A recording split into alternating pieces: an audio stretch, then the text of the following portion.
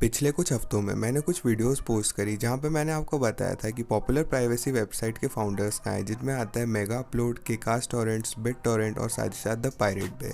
और उन सारी वीडियोस में मैंने कुछ कमेंट्स को नोटिस किया, जिसमें कुछ सारे लोग तो पहले तो नॉस्टैल्जिया से भरे हुए कमेंट आते थे। आई वाज लाइक, पायरेट बे, ओ ये the nostalgia dude, you gave me a real nostalgia when you mentioned in shout that used to be the bomb when TPP was taken down।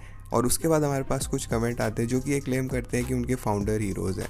These guys are legends, they provided access to information that was not available to people who couldn't afford it in the world without copyrights we could have been heroes said the Pirate Bay creators. उसके बाद हमारे पास कुछ comment आते हैं जो कि मैं pirate पहले करता था क्योंकि मैं बच्चा था या फिर मेरे पास पैसे नहीं थे, मगर अब क्योंकि मैं इसे अफोर्ड कर सकता हूँ, मैं कंटेंट क्रिएटर्स को सपोर्ट करता हूँ। और फाइनली उसके बाद हमारे पास ऐसे कमेंट आते हैं जो कि हर तरीके से पायरेसी को सपोर्ट करते हैं और जो सोचते हैं कि जो कॉपीराइट का जो कंसेप्ट है वो बिल्कुल गलत है। Just a friendly reminder, it's always morally accurate to use private adobe.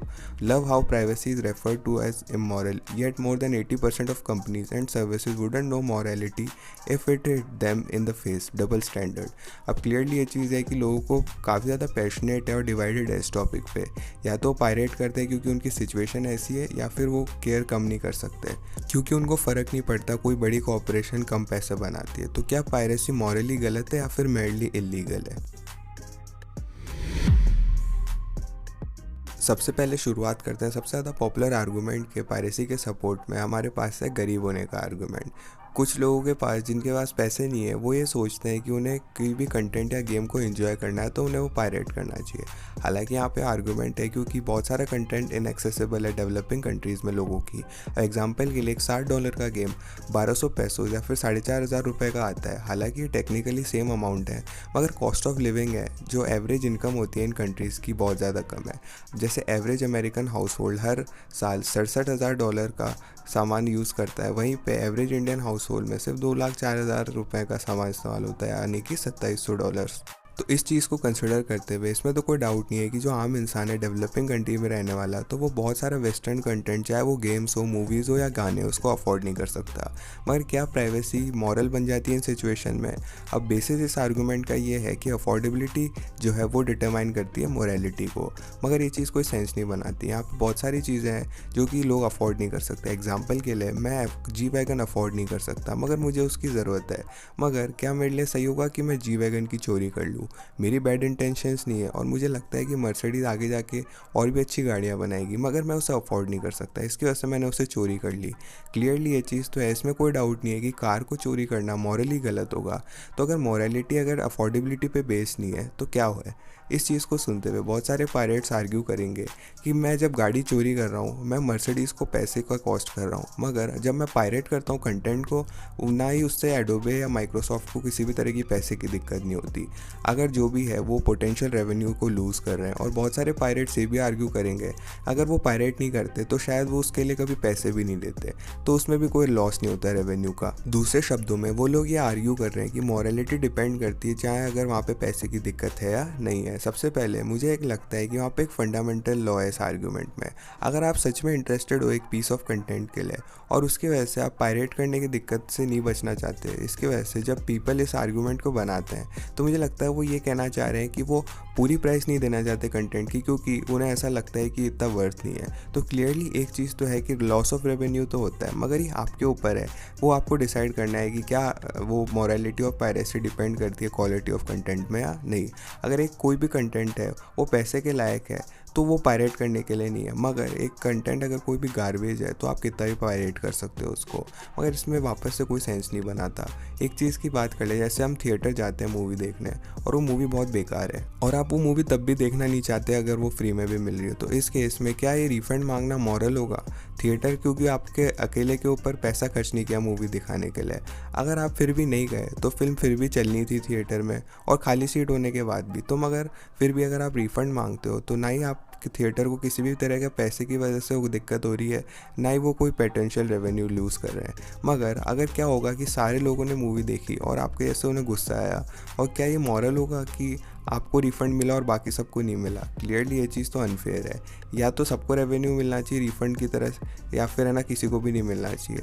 तो इसकी वजह से अफोर्डेबिलिटी पे डिपेंड नहीं करती, या फाइनेंशियल कॉन्सिक्वेंसेज या क्वालिटी ऑफ द कंटेंट पे डिपेंड नहीं करती। दूसरे शब्दों में, अगर आप किसी भी कंटेंट को पायरेट कर रहे हो क्योंकि ना तो आप उसे पे करना चाहते हो और ना ही आप उसे देखना चाहते हो, तो मुझे ये आर्ग्यू है कि ये स्टिल इमोरल है, क्योंकि बहुत सारे केसेस यहाँ पे ऐसे भी जो कि इतने सिंपल नहीं होते। इनमें से काफ़ी ज़्यादा अंडरस्टैंडेबल आर्ग्यूमेंट है पायरेसी सीन में कि पायरेटिंग करना प्रोफेशनल डेवलपमेंट को। हालांकि आप लोग चाहे फ्रीलांस आर्किटेक्ट हो या फिर एक फ़ोटो एडिटर हो, ऐसे केसेस में आप फ्री सॉफ्टवेयर यूज़ कर सकते हो, मगर अब वो ऑटोडेस्क, इन्वेंटर और एडोबे फोटोशॉप की तरह आता नहीं है। और वो सारे लोग जिनके अगेंस्ट आप कम्पीट कर रहे हो वो भी इसी सॉफ्टवेयर को इस्तेमाल कर रहे हैं, तो इसमें काफ़ी ज़्यादा मुश्किल हो जाएगी आपके लिए सिमिलर क्वालिटी प्रोडक्ट बनाना फ्री सॉफ्टवेयर से। तो इसकी वजह से प्रायोरिटिंग करना प्रोफेशनल सॉफ्टवेयर की, आप बहुत सारा प्लेइंग फील्ड को इवन कर रहे हो। अगर आप फ्रीलोड और किसी भी तरह से जिस चीज़ की ज़रूरत नहीं है उसको पाना नहीं चाहते, मगर फिर भी आप वो टूल्स की ज़रूरत है आपको जो कि आपको कैरियर में प्रोग्रेस करने के लिए और आपकी फैमिली के लिए और बाकी सारी चीज़ों के लिए हेल्पफुल है, तो आप करना चाहोगे। हालांकि ये काफ़ी सारे अच्छे गोल्स हैं, मगर इसमें भी एक आर्गूमेंट बन सकता है इसके अगेंस्ट कि एक चीज़ यहाँ पे है कि प्रोफेशनल सॉफ्टवेयर प्रोफेशनल्स को एक कॉम्पिटिटिव एडवांटेज देने के लिए होता है कंपटीशन से। तो क्या ये फेयर है कि आप सेम बेनिफिट ले सकते हो बिना पैसे दिए, या फिर वो लोग इडियट है कि उसके लिए पे कर रहे हैं, या फिर आप बहुत ज़्यादा जीनियस हो फ्री में इस्तेमाल करते हुए? मेरे ओपिनियन में इसका जवाब तो क्लियर कट नहीं है इस सिनेरियो में, क्योंकि वहाँ पे मोरालिटी है दोनों साइड में इस आर्गूमेंट में। और जब बात आती है मोर बेसिक्स पीस ऑफ कंटेंट की, तो क्या होगा अगर बजाय कि प्रीमियर प्रो और एक्सेल को पायरेट करने के बजाय एक हाई स्कूल का स्टूडेंट डेवलपिंग कंट्रीज से एक फिजिक्स और केमिस्ट्री की बुक को पायरेट कर रहा है जिसकी वजह से वो क्लास में जा सके। वो ना सिर्फ बेसिक एजुकेशन पाने के लिए जिसकी वजह से उनका चांस बढ़ जाए रियल वर्ल्ड में, उसके लिए कर रहे हैं। और ऐसा नहीं है कि इन लोगों के पास कोई चॉइस दिख रही है। अगर आप एक मूवी को पायरेट कर रहे हो एंजॉयमेंट के लिए, तो आपको फ्री मज़े के लिए कर रहे हो, वो आप अपनी मर्ज़ी से कर रहे हो और उसकी वजह से आपको कुछ होगा भी नहीं, और ज़्यादा से ज़्यादा क्या होगा, आप कुछ घंटों के लिए बोर हो जाओगे। मगर आप किसी बुक को पायरेट नहीं कर रहे हो जो कि आप अफोर्ड नहीं कर सकते, तो हो सकता है आप क्लास में फेल हो जाए, फिर ग्रेजुएशन रुक जाए, या फिर आप ड्रॉपिंग आउट भी कर सकते हो। तो इसके वजह से अगर आप एजुकेशन और या प्रोफेशनल यूज़ केसेस के लिए पायरेसी कर रहे हो, तो मोरालिटी फिर भी अलग से अलग चीज़ों में चली जाती है। मगर मैं ये आर्ग्यू करूँगा कि जो मैग्नीट्यूड है वो ज़्यादा एक्सेप्टेबल है पायरेटिंग का एंटरटेनमेंट से ज़्यादा पढ़ाई के लिए।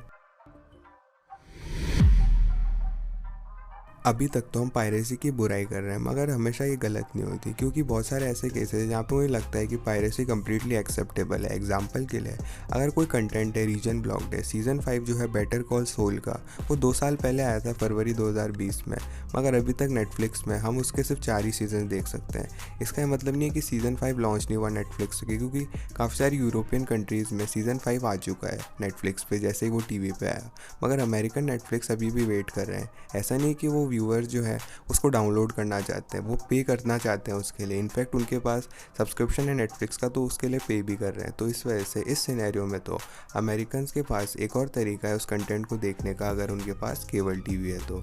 मगर बहुत सारे केसेस में कोई भी कंटेंट जो है वो बैंड हो जाता है किसी भी जगह पे, तो कोई भी लीगल तरीका नहीं है उसको पे करने का और देखने का। ऐसे सिनेरियो में मुझे नहीं लगता है कि ये गलत होगा पायरेट करना रीजन ब्लॉक कंटेंट को। एक और केस है जहाँ पे पायरेसी एक्सेप्टेबल है, वो है डेड ऑनलाइन गेम्स में।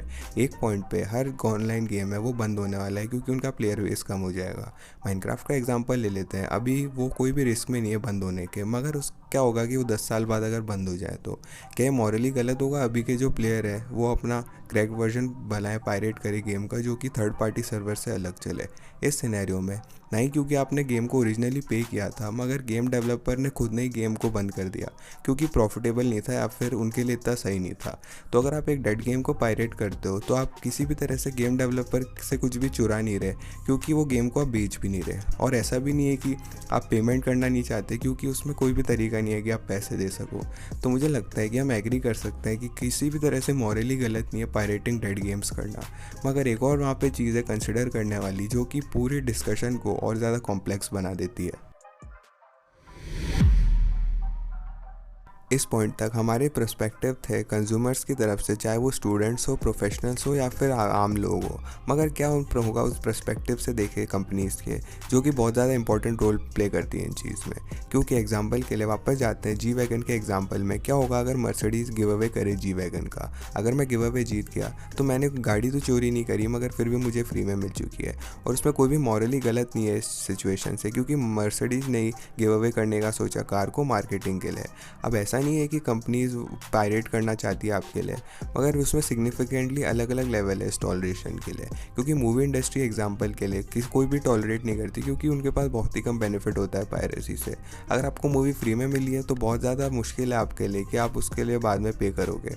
मगर अब जैसे बात करें फोटोशॉप या पावर पॉइंट की, तो हो सकता है आप उसको 2, 3, 4 साल तक इस्तेमाल करो, और आप अगर उससे अच्छा पैसा बनाने लग जाओगे कैरियर में, तो अब ऐसी चीज़ है कि आप 10 या 20, 30 साल के कस्टमर बन जाओगे उनके लिए। और इन कंपनीज़ के लिए अपना पायरेट करना सॉफ्टवेयर्स को कुछ सालों तक बहुत अच्छी इन्वेस्टमेंट है, और कुछ कंपनीज़ तो आपको पायरेट करने देंगी सॉफ्टवेयर का पूरी ज़िंदगी भर के लिए, जिसकी वजह से ना कि आप किसी दूसरी कंपटीशन का सॉफ्टवेयर इस्तेमाल करो। अब आप एक बार सुन लीजिए क्या कहते हैं बिल गेट्स पायरेसी के बारे में।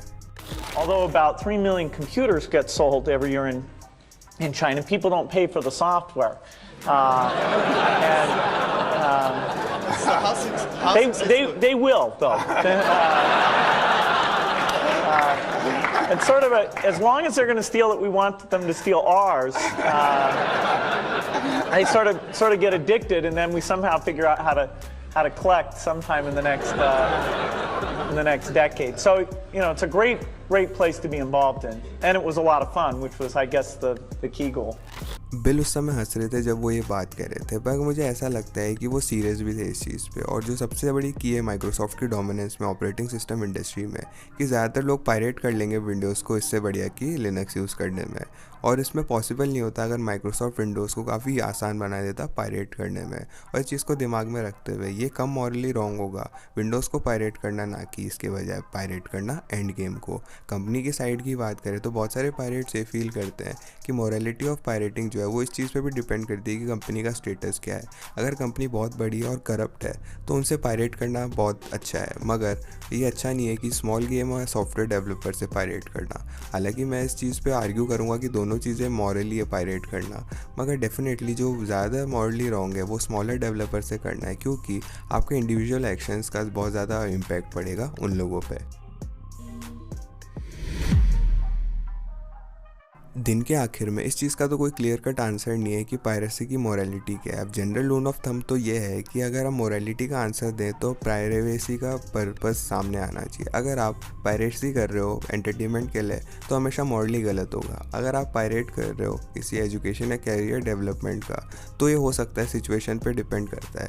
और अगर आप पैसा देना चाहते हो मगर आप उसे लीगली नहीं ले पा रहे हो तो मॉरली एक्सेप्टेबल है पायरेट करना। तो कंपनी के स्टैंड से प्राइवेसी के ऊपर तो उनके खुद के एक्शन उसमें भी चीज़ें जुड़ती है, मगर ऐसा लगता है कि पर्पस बेस्ड डिटर्मिनेशन काफ़ी अच्छा है रूल चलने के लिए। मगर ये चीज़ मैं सोचता हूँ कि आप इस पायरेसी के स्पेक्ट्रम में कहाँ खड़े हो, कमेंट करके ज़रूर बताना। और इस वीडियो को लाइक भी करना अगर आप एक पायरेट हो तो। और साथ ही हमारे इंटरनेशनल चैनल्स को चेकआउट कीजिएगा हमारे वीडियोज़ बाकी लैंग्वेजेस में देखने के लिए, और सब्सक्राइब कीजिएगा हमारे चैनल को बाकी सवालों के लॉजिकली आंसर्स के लिए। मैं था चिरंजीव, मैं मिलता हूँ आपसे अगली वीडियो में।